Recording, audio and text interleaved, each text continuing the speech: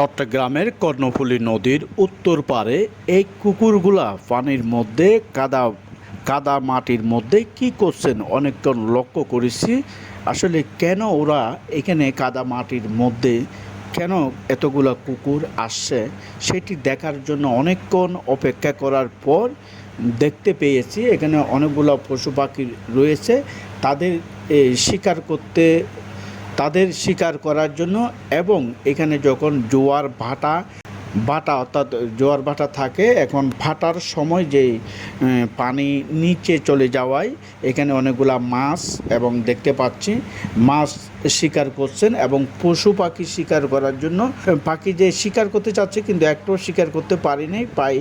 প্রায় আধা ঘন্টা অপেক্ষা করার পর একটা পশু পাখি শিকার করতে পারেনি এবং মাছ শিকার করতেও পারেনি। একটা মাছও তারা পেয়েছেন বা খেয়েছে কুকুরগুলা, সেটাও আমরা দেখিনি। প্রায় আধা ঘন্টার উপরে এখানে অপেক্ষা করেছিলাম। তো আপনাদেরকে দেখানোর জন্য এই কুকুরগুলো এখানে কি করছে সেই বিষয়টি তুলে ধরার জন্য আজকের এই ভিডিওটি।